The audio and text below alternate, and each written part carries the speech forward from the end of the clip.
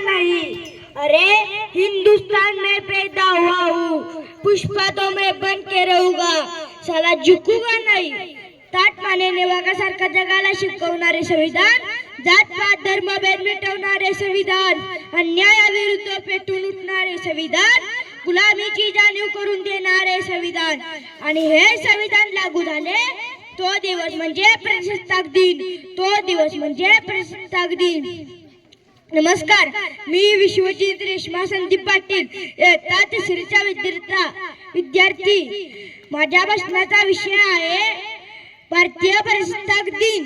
15 August 1947 रोजी आपला देश स्वतंत्र झाला खरा, पण आपल्या देशाच्या हातात सत्ता नव्हती। जशी कुटुंबाला एका कुटुंब प्रमुखाची गरज असते, तशी आपल्या देशाला गरज होती का राज्यघटनेची। ती राज्यघटना लिहिण्याचे काम डॉक्टर बाबासाहेब आंबेडकर यांनी केले। मगच आपला देश खऱ्या अर्थाने प्रजासत्ताक बनला। संविधान बनले पालक, सत्ताधारी बनले चालक, संविधान बनले पालक, सत्ताधारी बनले चालक, आणि जनता झाली मालक, आणि जनता झाली मालक।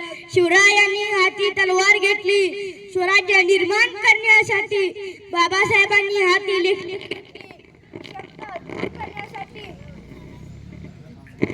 दूर करण्यासाठी। शिवा के तलवार से कट कट कर गिरे दुश्मन, भीमा के कलम से घुट घुट कर मरे दुश्मन। शिवा ने शमशीर उठाकर सारे जालिमों को ही मार दिया, भीमा ने कलम उठाकर सारे जुल्मों को ही मिटा दिया, सारे जुल्मों को ही मिटा दिया। मित्रांनो, पूर्वी राजाचा मुलगा राजा व्हायचा, पण आता देशाच्या राजाच्या पोटी जन्म घेत नाही, तर तो मतदानाच्या संविधानामुळे, ते फक्त संविधानामुळे। मला सांगा मित्रांनो, जगात सर्वश्रेष्ठ कोण? देव, देवाच्या हाताखाली कोण? पुजारी, पुजारी कोणाच्या हाताखाली? ट्रस्टी कोणाच्या हाताखाली?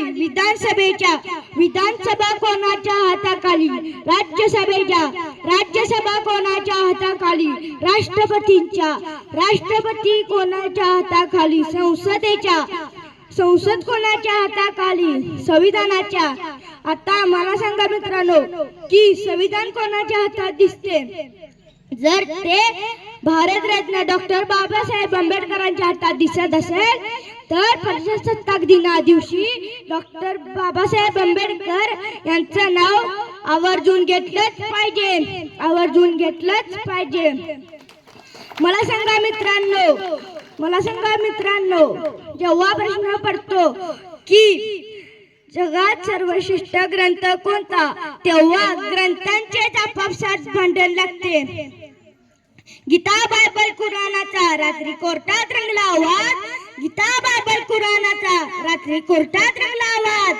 टेबलावरच्या संविधानाकडे जो तो मागत होता दाद, टेबलावरच्या संविधानाकडे जो तो मागत होता दाद। बायबल म्हणाला, मी मोठा, साऱ्या जगात माझा डंका। कुराणाने मांडली आपली बाजू, न्यायाचा हलू लागला तराजू।